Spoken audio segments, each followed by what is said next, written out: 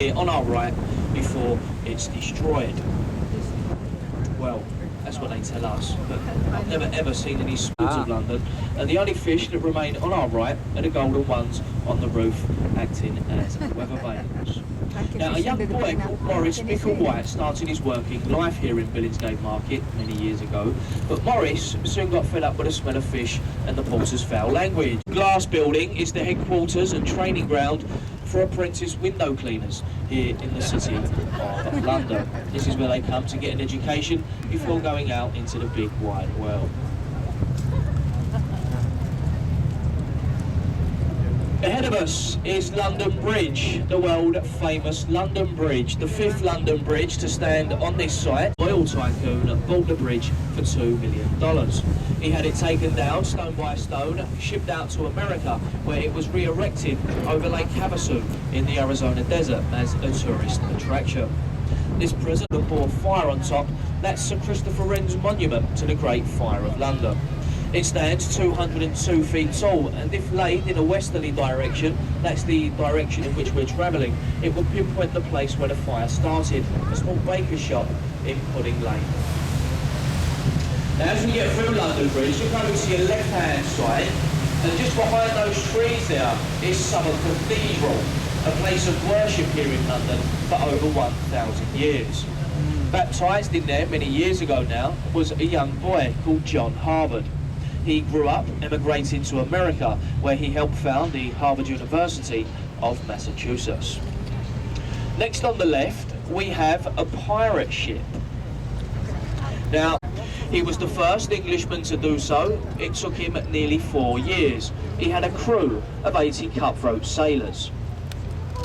On his travels around the world, he still found the time to plunder the Spanish and the Portuguese of their silver and their gold. And when he returned, he presented Queen Elizabeth with £61 million worth of the stuff. And good old Queen Lizzie wasted no time in knighting him Sir Francis Drake. The replica there on our left is a full working ship. It has retraced Drake's voyage twice, no less. Now, if we look to our right-hand side, folks, and if we're very, very lucky, right, is in fact a luxury spa and sauna. Now, they thought they was being clever putting it under the bridge, thinking no one would see in, but they obviously forgot about the bows. What they cleverly did, mind you, was put in one-way glass, but they stupidly put it in the wrong way. So we can see them, and fortunately, they can't see us. And believe you me, some days are better than others. Now, as we get through the bridge, look to your left, and we have a famous riverside tavern called the Anchor of Bankside. Now, there's been an Anchor pub on or near that site for 400 years. The original was frequented by Dr. Johnson, Samuel Pepys, Charles Dickens and William Shakespeare. Now, Shakespeare actually used parts of the original pub as his changing room whilst performing in the nearby Globe Theatre. And this is where it used to stand. Look to your left, you see the FT building, the Black Glass building. Where that building stands today, Shakespeare's Globe stood a few hundred years ago. And we know this because when they were digging the foundations for that building, they come across the remnants of the old Globe Theatre. And very shortly, coming into view, just through this bridge over on our left, we have a replica of Shakespeare's Globe. Now, it's a white circular structure with a thatched roof. It's an exact replica, built in exactly the same way the original would have been built, using the same type of tools and the same type of techniques. This was all the brainchild. This was the idea of a man called Sam Wanamaker. He was a film and theatre director who sadly died before its complete. Next up on the left, the building with the tall chimney is the old Bankside Power Station. But it's not a power station today. Today it's the Tate Modern Art Gallery. And it's actually free to get inside the Tate Modern. Not too many places here in London are free of charge. And if you've ever been in there, the Wibbly Wobbly Bridge, opened by the Queen on a Monday and then shut by the police on Tuesday for being unsafe. It used to sway about 5 foot in either direction. It's now perfectly safe, and it's become a bit of a tradition, what with it being the newest bridge on the Thames and all, that as we pass beneath it, if we see anybody up there, we usually give them a little wave. Now they don't always wave back, it depends what kind of mood they're in, but give it a go. We give them a little blow, and they're waving back, they're jolly nice people. They don't always wave back, but they do say if you wave to somebody on this bridge and you get them to wave back, it is said to bring you 7 years of bad luck. So there you go. Look to your right-hand side, and dominating the skyline is the massive dome and cross of St Paul's Cathedral, considered by most as Sir Christopher Wren's masterpiece. It took Wren about 35 years to build St Paul's, and it cost him £750,000. It stands 365 feet high, and it has the second largest unsupported cathedral dome anywhere in Europe. The largest sits on St Peter's in the Vatican City of Rome, including the Iron Duke, the Duke of Wellington, Lord Nelson, Florence Nightingale, Alexander Fleming. Hold up, the sun's coming out.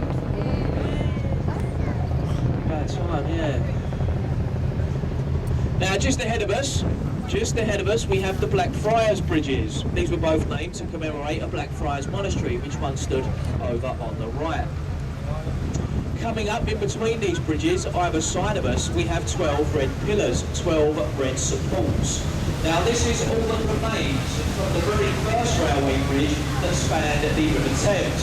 As you can see, the top half of the bridge is missing. This was taken away many years ago due to the weight of modern day trains. But they could not remove these supports for fear of disturbing the foundations of the bridges on either side. And as we get through this last bridge, we have a building with a green sloping roof and the black pinnacle on top. Now this is the old City of London School for Boys, where many famous dignitaries were taught here in London, including Sir Winston Churchill. He attended this school until the age of 15 before he moved on to Harrow. Look in between the arched windows of the building and you see 4 statues. From left to right, they're of Milton, Shakespeare, Bacon and Sir Isaac Newton, 4 of this country's most famous scholars.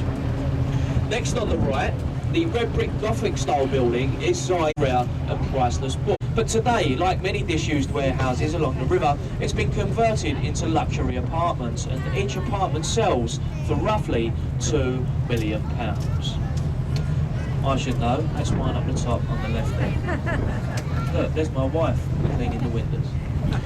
Right at the top of the building, just above where I live, is a luxury restaurant which is owned by... It's £15 for a bottle of water. So, God knows what a meal for 2 would cost. Is it? You've been up there?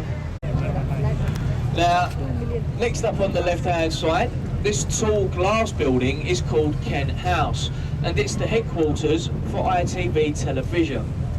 Now, it's from this building that we get many of our TV shows, such classics as Richard and Judy.